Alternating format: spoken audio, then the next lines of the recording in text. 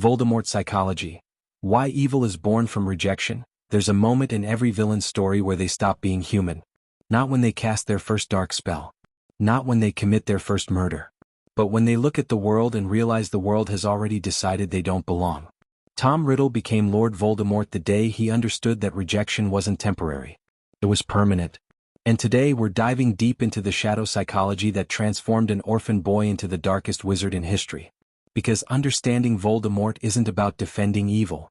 It's about understanding how evil is manufactured by the very society that fears it. Before we explore the depths of this psychological breakdown, I need you to understand something crucial. This isn't a redemption story. This is a diagnosis. We're using Jungian psychology, depth psychology, and trauma psychology to dissect how rejection creates monsters. If you've ever felt like an outsider, if you've ever been the one nobody wanted, this analysis is going to hit differently. Stay with me through this journey because by the end you'll see villains and maybe even people in your own life through a completely different lens. Picture London, 1926. A place called Wool's Orphanage. Gray walls, gray food, gray faces. And in the middle of all that grayness, a boy named Tom Riddle who was anything but gray. He was extraordinary, brilliant, powerful, and absolutely, completely alone. The other children didn't just avoid him. They were terrified of him. From his earliest memories, Tom experienced what psychologists call chronic social rejection, one of the most devastating forms of psychological trauma a developing mind can endure. Here's where depth psychology gets fascinating. Carl Jung talked about the shadow self, that part of our psyche we bury because society tells us it's unacceptable. But what happens when society rejects your entire self? Not just your shadow. Everything. Your gifts become threats. Your intelligence becomes manipulation. Your loneliness becomes something you deserved. Tom didn't develop a shadow self. He became one. The orphanage staff saw him as disturbed. Dangerous. They were probably right, but here's the tragedy. They never asked why. Children who exhibit what we call behavioral psychology abnormalities are almost always responding to environmental trauma. Tom could make things move without touching them. He could make bad things happen to people who hurt him. In the Muggle world, this made him a freak. In any world, it made him powerful. And power without love becomes the only language you speak. Mrs. Cole, the orphanage matron, documented strange occurrences around Tom. A boy's rabbit hung from the rafters. 2 children went into a cave with Tom and came back traumatized, never speaking of what happened. But here's what the records don't show. The context. Tom didn't have sudden violent outbursts. He had calculated responses to being cornered, bullied, isolated. This is what personality analysis reveals. Tom's cruelty wasn't pathological from birth. It was adaptive. When the world attacks you, you learn to attack first. Let me ask you something. When's the last time you reached out to the weird kid? The one who sits alone? The one everyone whispers about? We like to think we're good people, but our instinct is to avoid what makes us uncomfortable. Tom experienced this rejection every single day for 11 years. 11 years of nobody choosing him. Nobody wanting him. Nobody loving him. The unconscious mind doesn't process this as individual incidents. It processes it as identity. I am unlovable becomes not a thought but a fact. This is where Jungian analysis becomes critical. Jung believed we all have archetypes within us. The hero, the caregiver, the sage, but also the shadow, the destroyer, the orphan. Tom Riddle embodied the orphan archetype in its most toxic form. Not the orphan who finds a new family like Harry Potter, but the orphan who decides family itself is a weakness. Connection is vulnerability. Love is a lie people tell themselves before they abandon you. By the time Dumbledore walked into that orphanage, Tom had already made a decision. If he couldn't be loved, he would be feared. If he couldn't belong, he would dominate. This wasn't evil yet. This was survival psychology. The human mind will do anything to avoid the pain of rejection, including rejecting humanity itself. And that's exactly what Tom began to do. Think about this moment. Dumbledore arrives and tells Tom he's a wizard. Finally, proof that he's special, not broken. Finally, a world where his power makes sense. For the first time in his life, Tom has hope. Real hope. That maybe, just maybe, in this magical world he'll find his place. He'll be accepted. He'll be wanted. Remember this hope. Because watching it die is how we understand what comes next. Hogwarts should have been Tom Riddle's salvation. A castle full of people like him. Magic normalized. Power celebrated. Teachers who understood. For any other child this would be a fairy tale. For Tom it became a different kind of prison. Because he discovered something devastating. Even in a world made for him, he was still too different. Still too much. Still alone. Let's talk about what character analysis reveals about Tom's Hogwarts years. Externally, he was perfect. Top of his class. Head boy. Charming. Handsome. Respected. Every professor except one saw him as exceptional. But here's what depth psychology teaches us. Perfection is often a mask for terror. Tom wasn't excelling because he loved learning. He was excelling because being anything less than perfect meant being rejected again. And he couldn't survive that. Not again. Dumbledore saw through the mask. He saw the shadow self Tom was cultivating. The secret experiments with dark magic. The way Tom collected people like possessions, not friends. The calculated charm that disappeared when he didn't need something. Dumbledore did what he thought was right. He watched. He suspected. He kept distance. But to Tom, this was the ultimate betrayal. The one person who should have understood him chose suspicion over trust. This is where trauma psychology becomes essential to understand. When you've been rejected your entire life, you develop what's called rejection sensitivity. You see rejection everywhere, even in neutral actions. Dumbledore's caution wasn't personal, it was professional. But Tom's unconscious mind processed it as confirmation. Even here I'm not wanted. Even among wizards I'm a monster. Tom's relationships at Hogwarts reveal everything about his psychological patterns. He formed a group, what would become the Death Eaters. But analyze those relationships through the lens of behavioral psychology. Were they friendships? No. They were transactions. Loyalty through fear. Connection through dominance. He learned that if he couldn't inspire love, he could command obedience. If he couldn't have equals, he'd have followers. The psychology community has a term for this. Attachment disorder manifesting as narcissistic control patterns. But here's the part that breaks my heart. There were moments, brief, flickering moments where Tom tried. He asked Dumbledore for the defense against the dark arts position. Not once but twice. Think about that. He kept coming back to Hogwarts. The place that should have been home. Asking for a role. Asking to belong. Asking in his broken way to be wanted. And both times Dumbledore said no. I'm not saying Dumbledore was wrong. Tom was dangerous. But imagine living your entire life having every door closed in your face. Every application denied.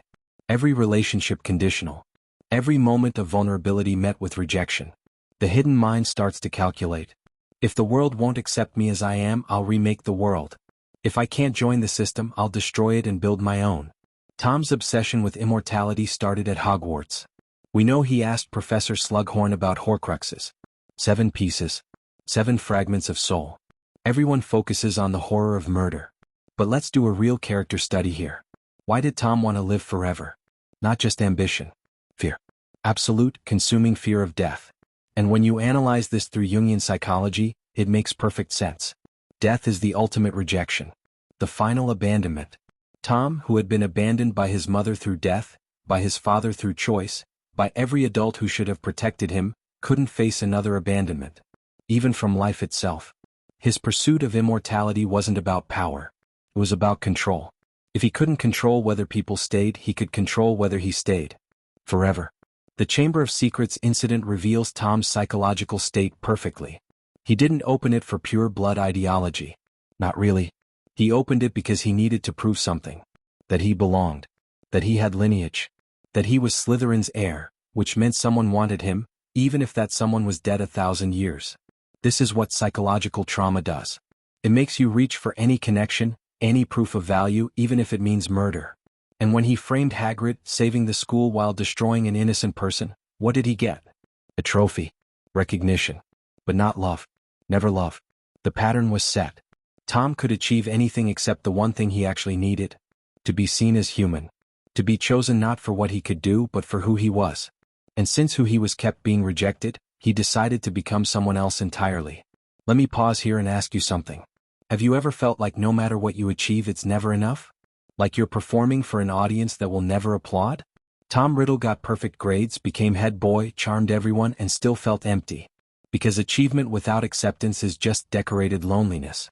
The villain psychology we're witnessing isn't about evil. It's about pain.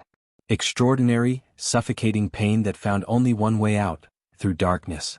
Tom left Hogwarts and disappeared. This is the transition period. Where he stopped being Tom Riddle and started becoming Lord Voldemort. But before we get there, we need to understand what happened in between. Because this is where the psychological breakdown becomes irreversible. This is where trauma becomes transformation. There's a moment in every person's life where they decide who they are. Not who others want them to be. Not who they should be. Who they actually are. For most people, this is liberating. You find yourself. You accept yourself. You move forward. But what happens when the self you discover is the self everyone rejected? When your authentic identity is the thing that made you an outcast? You face a choice. Change to fit. Or change everything else.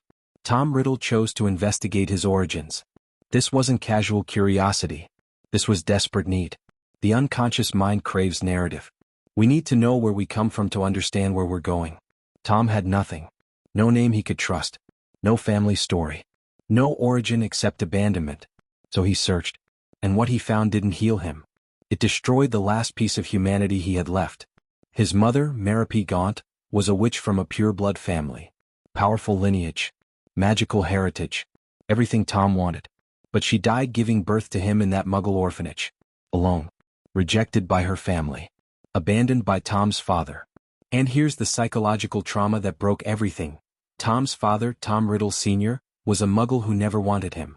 Marapi had used a love potion. Which means Tom Riddle was literally conceived without genuine love. Let that sink in. Tom wasn't just unwanted. His very existence began with artificial emotion. False love. His mother died.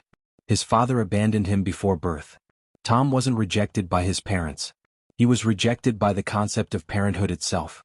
This is what depth psychology calls existential rejection. Not you're not good enough, but you shouldn't exist. And when that's your origin story, your personality analysis becomes clear. You don't just hate others. You hate existence. Tom traveled to Little Hangleton. Found his father's mansion.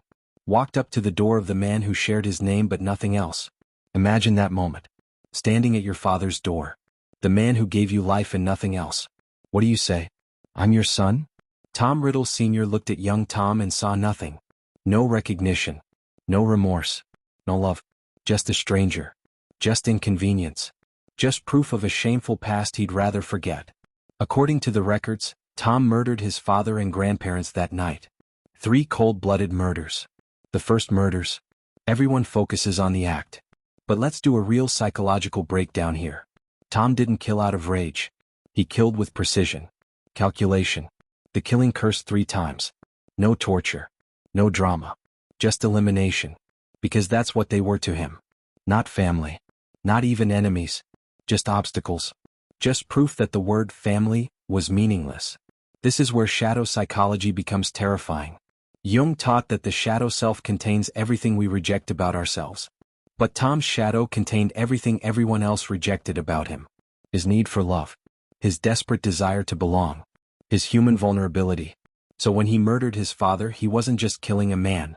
He was killing the last hope that somewhere, someone might have wanted him. He was murdering the possibility of redemption. The trauma psychology here is textbook. When hope dies, it doesn't disappear. It transforms. Hope for love becomes hunger for power. Need for acceptance becomes demand for submission. Desire for family becomes creation of followers. Tom Riddle looked at his father's corpse and made a decision. If blood doesn't make family, fear will. If love doesn't create bonds, terror will.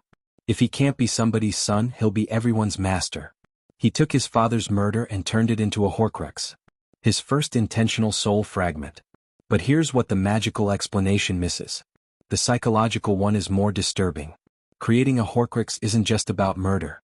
It's about rejecting your humanity so completely that you're willing to fragment yourself to avoid death. Think about that. Tom was so afraid of abandonment, even by life itself, that he tore his soul apart. He chose to become less than human rather than risk being human and hurt again.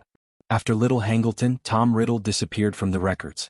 He traveled, learned dark magic, gathered followers, but most importantly he changed his name. Tom Marvolo Riddle became an anagram. I am Lord Voldemort. This wasn't just dramatic flair. This was identity death. Tom rejected the name his Muggle father gave him. Rejected his mother's surname. Rejected every connection to the people who rejected him.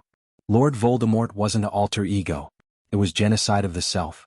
This is what psychological disorders look like when they're left untreated, when trauma compounds trauma, when rejection piles onto rejection until the original person is unrecognizable. Tom didn't choose evil like picking a career. He evolved into it like cancer. Cell by cell. Choice by choice. Wound by wound. Until the boy who wanted love became the man who wanted death. His death. Everyone's death. The death of the world that refused him. Let me ask you something uncomfortable. When you hear about school shooters, terrorists, people who commit horrific acts, what's your first instinct? To call them monsters. To separate them from humanity. To say, I could never. But character analysis of violent individuals almost always reveals the same pattern. Isolation. Rejection. Trauma. Dehumanization. We create monsters by treating people like monsters, then act surprised when they become what we called them. Tom Riddle wasn't born without the capacity for love as many claim. He was born without the experience of love. There's a massive difference. Capacity is potential. Experience is development. You can't develop what you're never taught. You can't express emotions you've never felt. Tom spent his entire childhood and adolescence surrounded by fear and suspicion. How exactly was he supposed to learn love? From whom? Through what experience? We condemned him for not having something no one ever gave him. The psychology community debates whether psychopathy is inherent or developed. Nature versus nurture. But with Tom we have a case study. Even if he had genetic predisposition, his environment guaranteed activation. Every potential path toward healthy development was blocked. Every cry for connection was ignored. Every sign of humanity was suspected. We built the perfect laboratory for creating a villain and then blamed the experiment for succeeding. Now Tom returns to Britain, no longer a person but an ideology. Voldemort isn't just a name. It's a manifesto. Pureblood supremacy. Magical dominance. Muggle extinction. On the surface it's about blood purity. But do a deeper character study and the real motivation becomes clear. Voldemort's entire philosophy is about rewriting rejection. Muggles abandoned him, so Muggles are inferior. Love failed him, so love is weakness. Family rejected him, so blood purity through power replaces blood connection through love. His followers, the Death Eaters, represent something psychologically significant. These weren't just terrorists. They were Tom's attempt at creating the family he never had. But notice the dynamics. There's no equality. No genuine bonds. Just hierarchy. The Dark Lord at the top. Everyone else beneath.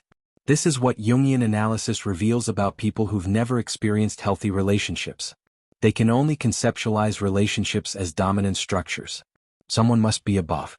Someone must be below. Partnership, equality, genuine connection, these concepts are literally foreign to them. Voldemort's use of fear as a control mechanism is textbook behavioral psychology. He understood something profound.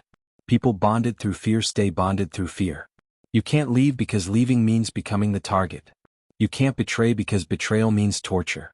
The Death Eaters weren't loyal to Voldemort. They were trapped by him. And perhaps, in his broken understanding, Tom thought this was love. This permanence. This inability to leave. Isn't that what he always wanted? People who couldn't abandon him? The First Wizarding War begins. Voldemort rises. Kills indiscriminately. Tortures families. Destroys communities. And everyone asks why. Why such cruelty? Why such hatred? But we've been building to this answer. Because hurt people hurt people. Because trauma creates trauma.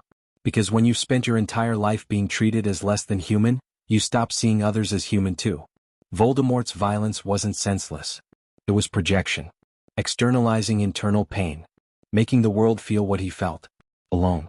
Terrified. Powerless. His obsession with Harry Potter is particularly revealing through the lens of depth psychology.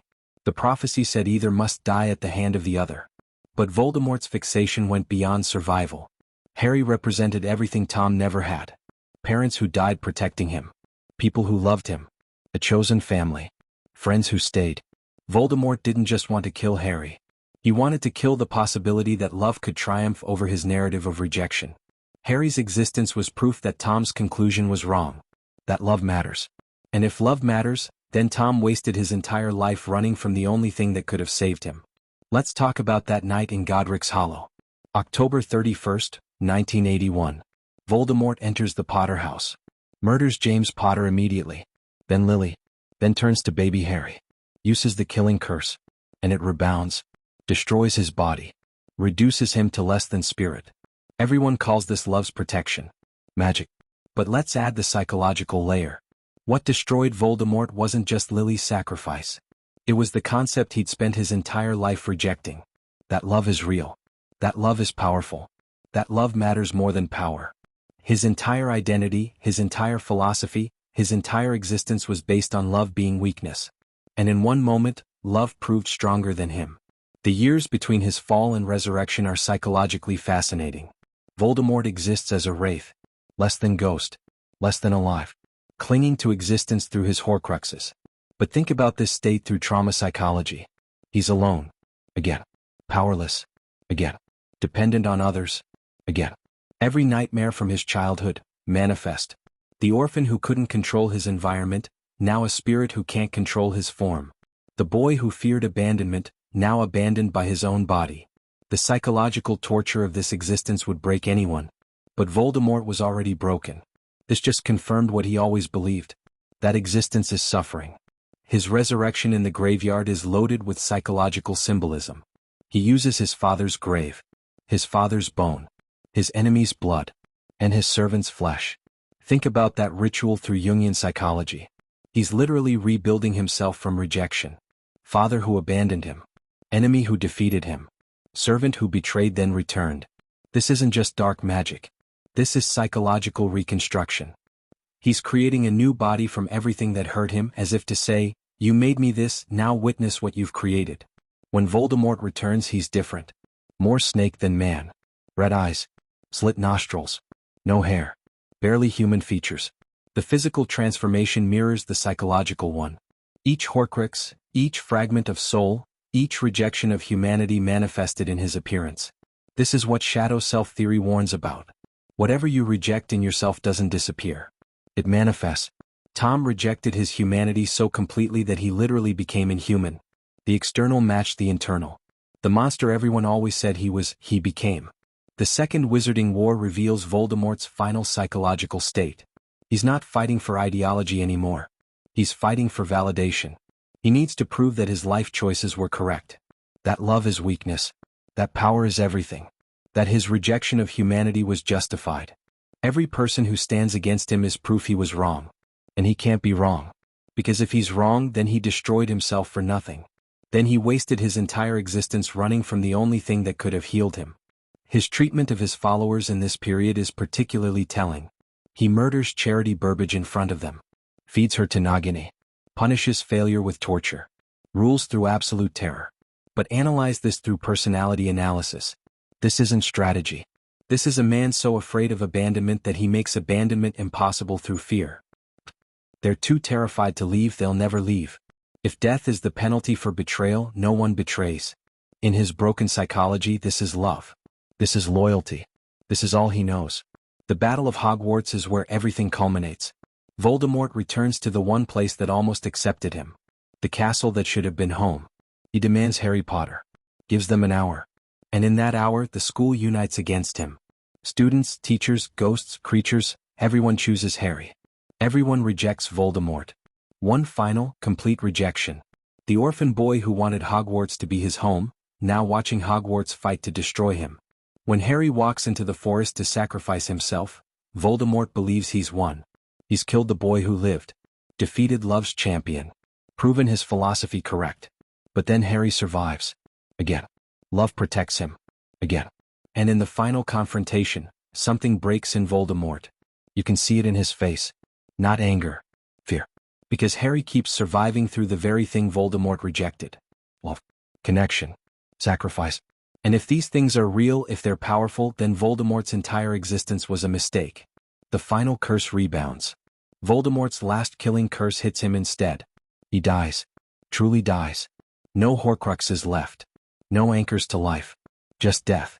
The thing he feared most. The ultimate abandonment. And as he dies, what does he feel? We'll never know. But I imagine just for a second he felt relief. Because being Voldemort, being Lord Voldemort, being the Dark Lord, it was exhausting. It was lonely. It was everything he ran from his entire life, manifested. Maybe in that last moment, Tom Riddle understood. The boy who wanted love became the man who destroyed it. And in destroying it, he destroyed himself. Now here's where this gets uncomfortable. We've spent this entire analysis understanding how Voldemort was created. How rejection, trauma, and isolation manufactured evil. But understanding isn't excusing. This is critical. Tom Riddle made choices. He chose murder. He chose cruelty. He chose to perpetuate the cycle of pain instead of breaking it. Millions of people experience rejection and don't become mass murderers. So what's the difference? The psychology community calls it resilience. Some people, despite horrific circumstances, find ways to heal. They seek help. They build new connections. They choose differently. Tom had opportunities. Dumbledore extended chances. Hogwarts provided community. The magical world offered belonging. But Tom's trauma was so deep, his rejection sensitivity so extreme, his trust so shattered, that he couldn't accept what was offered. He saw threats in invitations. He saw rejection in caution. His psychological patterns were set so early that changing them would require vulnerability he couldn't risk. This is the tragedy of psychological trauma. It creates patterns that reinforce themselves. Tom's suspicion made people suspicious of him, which confirmed his suspicion. His inability to connect made people avoid him, which proved people avoid him. His cruelty generated fear, which validated his belief that fear is more reliable than love. He built a prison from his own pain and locked himself inside. But here's what we need to understand as a society. For every Voldemort that fully manifests, there are thousands of Tom Riddles in progress. Kids sitting alone in cafeterias. Teenagers convinced they're unlovable. Adults who've given up on connection. People who've experienced such profound rejection that they're starting to harden. Starting to isolate. Starting to think, if I can't be loved, I'll be feared. And most of them won't become Dark Lords. But they'll become damaged. They'll become cruel in small ways. They'll perpetuate their pain onto others because pain is all they know. The psychological theory here is clear. Evil, real evil, isn't born. It's manufactured. It's created through systematic dehumanization, chronic rejection, and societal failure. Tom Riddle was failed. By the orphanage. By the magical community. By every adult who saw a disturbed child and chose suspicion over compassion. They weren't wrong to be cautious. Tom was dangerous. But caution without compassion creates exactly what it fears. Think about the kids you knew growing up who were different. Weird. Creepy. The ones everyone avoided. What happened to them? Some found their people eventually. Some learned to adapt. But some hardened. Some learned that the world is hostile and you survive by being more hostile. Some became the bullies, the manipulators, the cruel ones. Not because they were born that way. Because that's what worked. That's what kept them safe in a world that hurt them. Voldemort is extreme. His story is magical. But the psychology is real. The pattern is real. The cycle is real. And it's happening right now in schools, in families, in communities everywhere. We're creating our own villains through rejection and isolation, then acting shocked when they lash out. We see the violence but not the wounds beneath it. We see the cruelty but not the pain that created it. Here's the question that should haunt us. How many Tom Riddles could have been saved? If the orphanage had provided therapy instead of supervision. If Dumbledore had offered mentorship instead of surveillance. If the magical community had embraced a powerful, damaged child instead of fearing him. Would Tom still have become Voldemort? Maybe. Some damage runs too deep. Some choices are still made. But maybe not. Maybe love, real love, consistent love, early enough could have changed everything. This isn't about excusing evil. It's about preventing it. Understanding that villain psychology isn't just academic. It's practical. Every time we reject someone for being different, we plant seeds. Every time we isolate someone who makes us uncomfortable, we water those seeds. Every time we choose suspicion over compassion, we fertilize those seeds. And eventually something grows. Something dark. Something that hurts others because it was hurt first. The shadow self exists in all of us. Jung taught us that. The parts we reject, the emotions we suppress, the needs we deny, they don't disappear. They accumulate in the shadow. And for most people, we integrate them eventually. We accept our darkness as part of our humanity. But when someone is rejected so completely that their entire self becomes shadow, when there's no light left to integrate darkness into, when the rejected becomes the rejection, that's when we get monsters. Tom Riddle's story is a warning. Not about magic or prophecies or chosen ones. But about what we do to each other. About how we treat the vulnerable, the different, the difficult. About how our fear of monsters creates the very monsters we fear. About how evil isn't an external force that invades good people. It's what happens when good is systematically denied to people who desperately need it. If you're still watching this, I need you to think about someone. Someone in your life who seems difficult, distant, maybe even cruel. Someone everyone else has given up on. Now ask yourself, do I see a person or a problem? Do I see someone suffering or someone scary? Do I see Tom Riddle or Lord Voldemort? Because here's the truth that should terrify and inspire us. We're all one sustained rejection away from hardening. We're all one too many abandonments away from deciding that connection isn't worth the risk. We're all capable of choosing power over love if love hurts us enough times. But we're also all capable of being the person who doesn't reject, who sees the pain beneath the behavior, who offers connection despite the risk, who chooses compassion over comfort. We can't save everyone. Tom Riddle proves that. Some people are too broken, too far gone, too committed to their darkness. But we can save some. And those some might save others. And slowly, painfully slowly, we can break the cycle that creates villains. The real horror of Voldemort isn't what he did.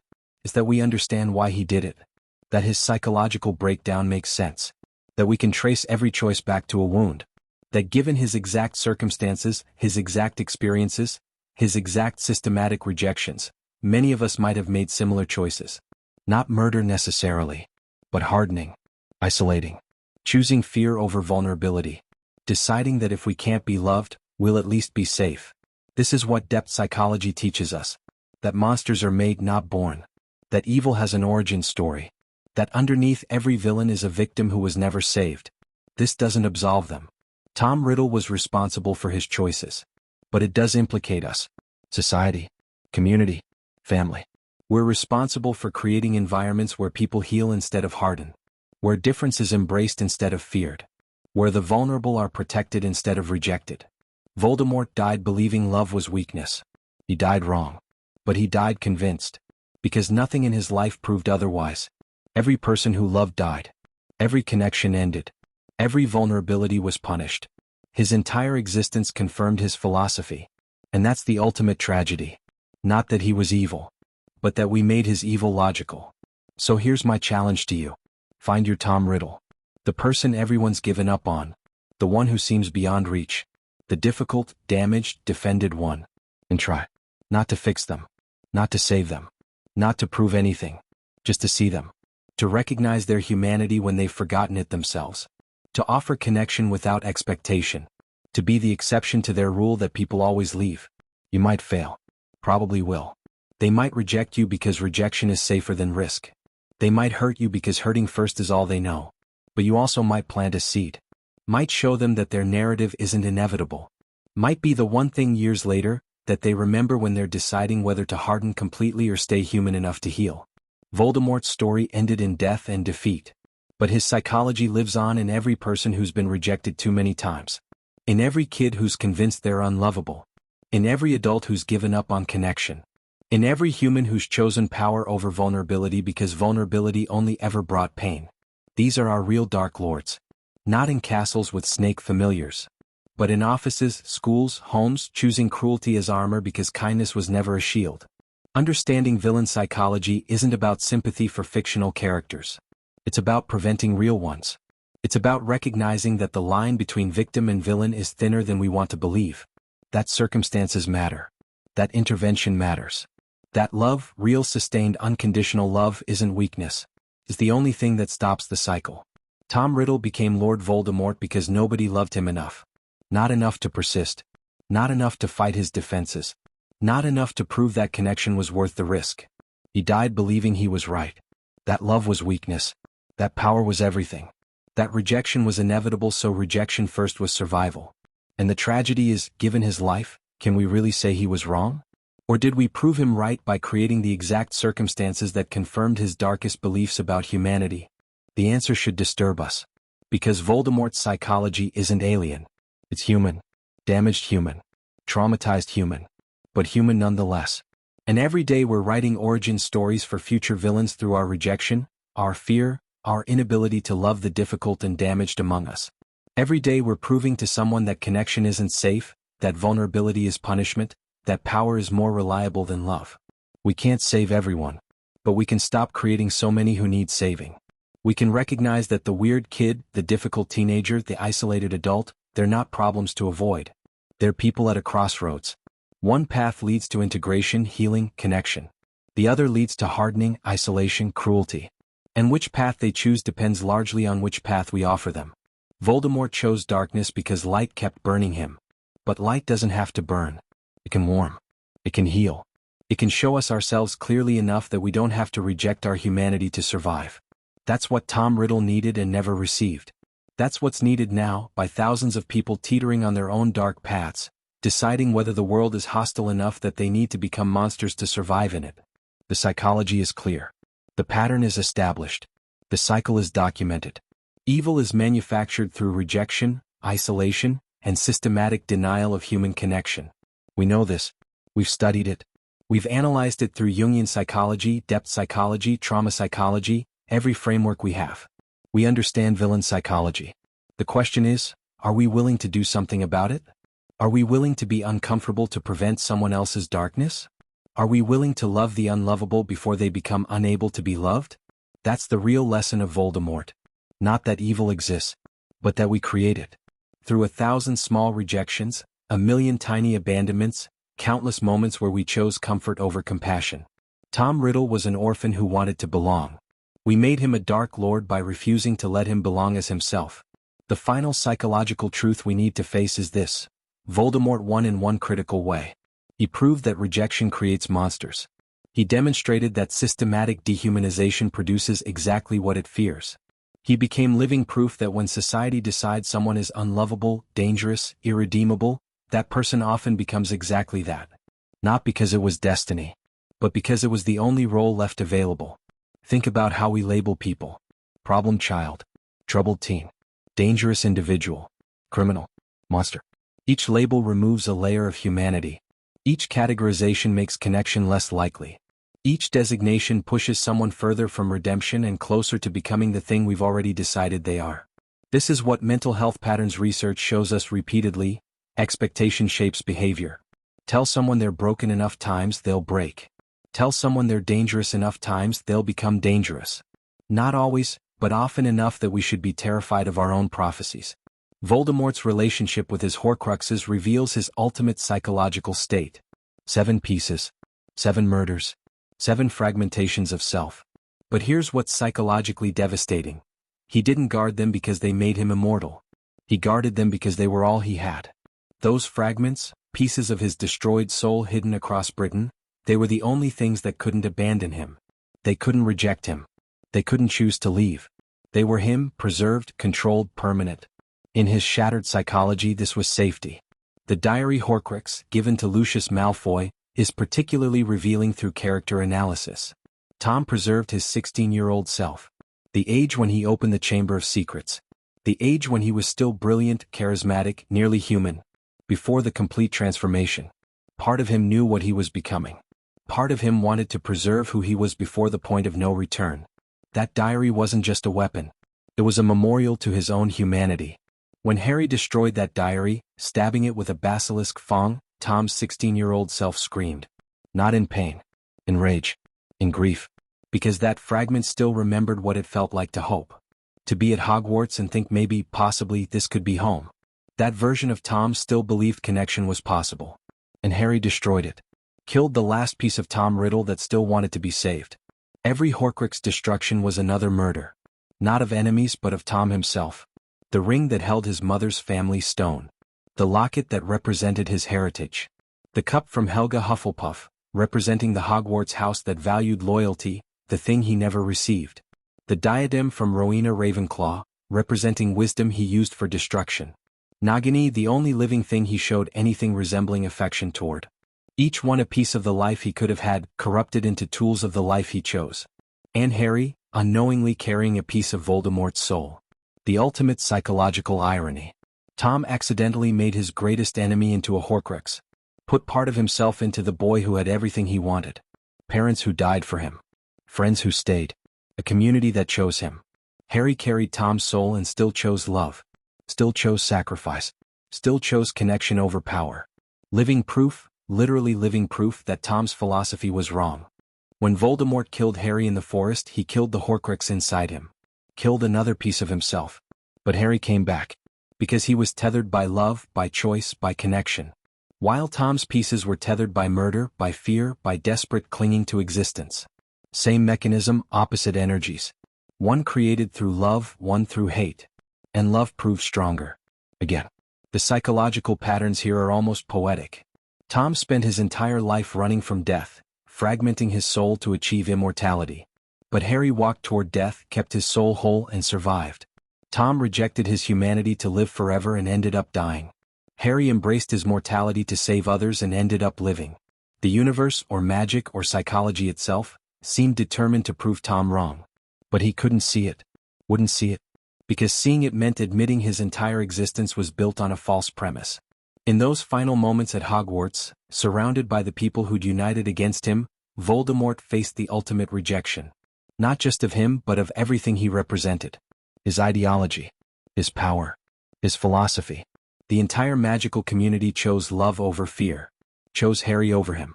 Chose hope over his nihilism. And he couldn't understand it. Because in his depth psychology, in his unconscious mind, the patterns were too deep. The wounds too old. The narrative too established. He died surprised. You can see it in descriptions of that moment. Surprise on his face. Because even after everything, even after a lifetime of rejection, part of him still believed his power would be enough. That fear would triumph. That he'd proven love was weakness. He died wrong. But he died consistent. True to the philosophy that destroyed him. And maybe that's its own tragedy. That he never got to be wrong and learn from it. He died believing the lies his trauma taught him. Now we need to talk about what this means for us. Because Voldemort isn't real, but the psychology is. The patterns are. The cycles are. Right now, somewhere, there's a kid sitting alone who reminds people of Tom Riddle. Brilliant but disturbing. Powerful but feared. Different in ways that make others uncomfortable. And that kid is at a crossroads. The patterns are forming. The wounds are accumulating. The narrative is being written. And we get to choose, do we intervene or do we avoid? Intervention is uncomfortable. Loving difficult people is hard. Staying connected to someone who pushes everyone away requires persistence most of us don't have. It's easier to label them troubled and let professionals handle it. It's safer to maintain distance from people who make us uneasy. It's more comfortable to write them off as someone else's problem. And in making those easier, safer, more comfortable choices, we write their villain origin stories one chapter at a time. The psychology community has known this for decades. Attachment theory, trauma-informed care, resilience research, all of it points to the same conclusion. Early intervention matters. Consistent connection matters. Seeing humanity in the difficult and damaged matters. Not because it always works. It doesn't. Some people are too hurt, too defensive, too committed to their protective cruelty. But because sometimes it does work. Sometimes one person choosing to stay, to persist, to love anyway, changes the trajectory completely. What would have happened if Dumbledore had mentored Tom instead of monitoring him? If he'd said, I see your power and I see your pain and I'm going to help you with both. Would Tom still have become Voldemort? We can't know. Maybe his trauma ran too deep. Maybe his capacity for connection was too damaged. But maybe not. Maybe consistent, unconditional positive regard from someone he respected could have changed everything. We'll never know because it never happened. That's the question that should haunt educators, parents, community members, all of us. How many villains could have been heroes with different intervention? How many cruel people could have been kind with different models? How many isolated individuals could have been connected with different welcome? We'll never know those counterfactuals. But we know the pattern. We know rejection breeds rejection. We know isolation breeds cruelty. We know that hurt people unless someone interrupts the cycle. Voldemort's legacy isn't just the deaths he caused. It's the psychological lesson his existence teaches. That evil has a developmental pathway. That monsters have origin stories. That the capacity for terrible cruelty exists in people who started as vulnerable children. That the difference between a villain and a victim sometimes comes down to whether anyone loved them through their worst moments. These aren't comfortable truths. They implicate us. They suggest that some portion of evil is preventable if we're willing to be uncomfortable enough to prevent it. The shadow self theory Jung developed explains Voldemort perfectly, but it also explains us. We all have shadows. Parts of ourselves we reject because they're unacceptable. Anger, jealousy, cruelty, selfishness, all the things we're not supposed to be. Most of us integrate them eventually. Accept that we're complex, that we contain multitudes, that darkness doesn't make us evil if we don't act on it. But Tom couldn't integrate because he was never given a self to integrate into. He was all shadow, all rejected parts, no accepted whole. And that's what created the monster. But here's what that means for prevention. Integration requires acceptance. You can't integrate a shadow self if no one accepts your whole self. Tom needed someone to say, yes, you're powerful and that's scary, yes, you're different and that's uncomfortable, Yes, you have darkness and that's human, and I'm staying anyway. He needed unconditional positive regard, the thing every human needs to develop healthy personality. He never got it. And the result was predictable to anyone studying psychological disorders and their development. The behavioral psychology Voldemort displayed, the patterns of cruelty, the instrumentalization of relationships, the inability to experience genuine emotion, all of it traces back to those early attachment failures. He learned that people are temporary, that connection is conditional, that vulnerability is dangerous, that power is more reliable than love. Not because he was defective. Because that's what his experiences taught him. Behavioral psychology is clear. We learn what we live. Tom lived rejection, so he learned to reject. He lived cruelty, so he learned to be cruel. He lived isolation, so he learned to isolate. Breaking those patterns requires intervention that's patient, consistent, and unconditional. Exactly the things our society is worst at providing. We want quick fixes. We want troubled people to heal on our timeline. We want them to be grateful for help, to respond positively to intervention, to make our compassion easy. But trauma doesn't work that way. Healing isn't linear. Trust, once broken, takes years to rebuild. And oftentimes, the people who most need help are the least able to accept it. Because accepting help requires vulnerability. And vulnerability requires trust. And trust requires evidence that vulnerability won't be punished. And Tom never got that evidence. So he built walls. Layer after layer of defense. Each rejection added another brick. Each abandonment another fortification. Until the fortress was so complete that no one could get in. And he called that fortress Lord Voldemort. Gave it a new name, a new identity, new rules. The fortress wasn't protecting Tom Riddle anymore. It had consumed him. Replaced him. Become the only thing left. And that's the ultimate psychological horror. Not that he became evil. But that he disappeared entirely, replaced by the defense mechanism he built to survive rejection. This is what happens to trauma survivors who never receive treatment. The survival strategies that protected them as children become prisons as adults. The walls that kept them safe from hurt also keep them isolated from healing. The defenses that made sense in abusive environments become obstacles in safe ones. Tom built defenses against an orphanage and a rejecting society. But he never took them down. Never felt safe enough to be vulnerable again. So the defenses became his identity. The armor became his skin. And Tom Riddle died long before Lord Voldemort did. If you've stayed with me through this entire analysis, you understand something important now. Villain psychology isn't about excusing evil. It's about understanding the machinery that creates it. Not to absolve villains of responsibility, but to prevent more villains from being manufactured. Because that's what we do. We manufacture them. Through systematic rejection, through chronic isolation, through consistent dehumanization. We take vulnerable people and make them into monsters, then act shocked when they become monstrous. The solution isn't simple. It's not just be kind, or love everyone. Some people are dangerous. Some people need boundaries. Some people require professional intervention beyond what individuals can provide. But between those extremes are thousands of people on the edge. People who could go either way. Who are hardening but not hardened. Who are isolating but not isolated. Who are hurting but not yet cruel. These are the ones we can reach. These are the intervention points. These are where love, persistent, annoying, unconditional love, might change everything.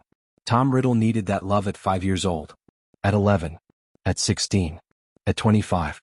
At every point it could have mattered. By the time he was Voldemort, it was probably too late. The defenses were too complete. The identity too established. The patterns too reinforced. But earlier? Earlier, who knows? Maybe one person staying could have prevented millions of deaths.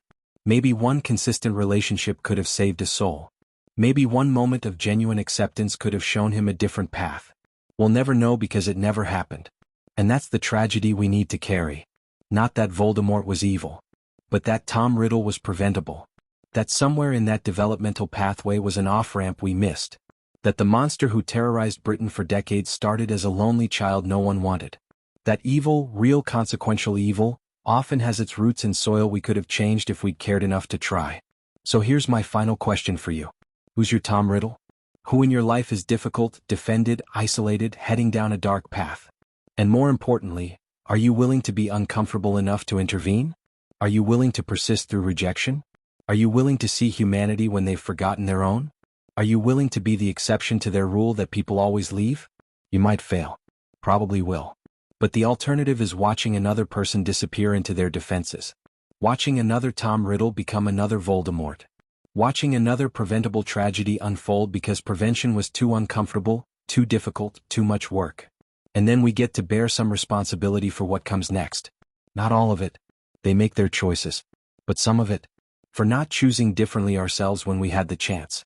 Voldemort's psychology teaches us that evil is born from rejection. But it also teaches us that rejection is a choice. Society chose to reject Tom Riddle at every turn. Individuals chose to fear him rather than know him. Institutions chose to surveil him rather than support him.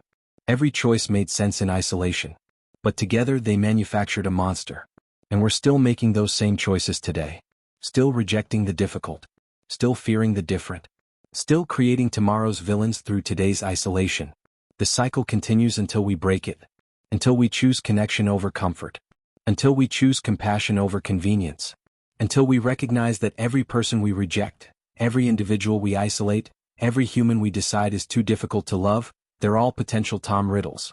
And whether they become Voldemorts depends partly on luck, partly on them, but also partly on us. On whether we're willing to do the hard, uncomfortable, persistent work of loving people who make it very difficult to love them. That's the real dark psychology here. Not Voldemort's mind, but ours. Our willingness to manufacture monsters through rejection and then distance ourselves from responsibility for what we've created. Our ability to see the violence but not the wounds. To see the cruelty but not the pain. To see the monster but not the rejected child underneath. That's the shadow we need to integrate. That's the uncomfortable truth we need to accept. That we're all complicit in creating the villains we fear if we participate in the rejection that creates them. Tom Riddle became Lord Voldemort because he was rejected so completely he rejected his own humanity. But he didn't do it alone. He had help. From every person who feared him instead of knowing him. From every institution that surveilled him instead of supporting him. From every community that isolated him instead of including him. From a society that decided a lonely, powerful, damaged child was irredeemable before he'd even had a chance to be redeemed. We created him. And we're creating more. Every day. Through 1,000 small rejections. Through 1,000,000 tiny abandonments. Through countless moments where we choose our comfort over someone else's humanity. The question is, will we learn? Will we recognize the pattern and break it? Will we choose differently when faced with the difficult, the damaged, the defended? Will we be the intervention Tom Riddle never received? Or will we continue the cycle, creating villains through rejection and then congratulating ourselves for defeating them, never acknowledging that we had a hand in their creation? Voldemort died believing love was weakness. Let's prove him wrong. Not by defeating dark wizards but by refusing to create them. By choosing love even when it's uncomfortable. By choosing connection even when it's difficult. By choosing to see humanity in people who've forgotten their own. That's how we honor the lesson of Tom Riddle. Not by studying the monster he became, but by preventing the monsters we're creating. One uncomfortable choice at a time. One persistent connection at a time. One moment of choosing compassion over comfort at a time. The psychology is clear. The pattern is established. The cycle is documented. Evil is born from rejection.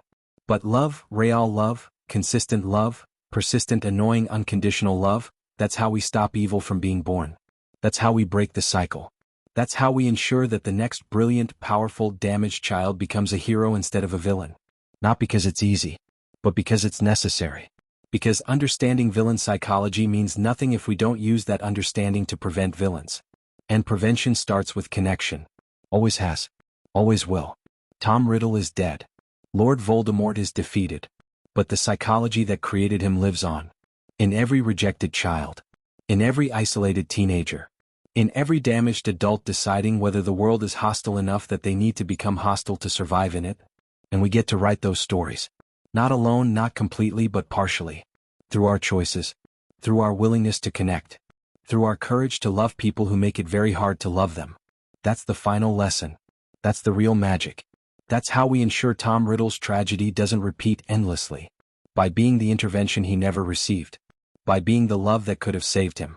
By being the humans who see humanity even when it's hidden under layers of defense and damage and pain. That's how we win. Not by defeating Dark Lords. But by preventing them from being created in the first place. One connection at a time.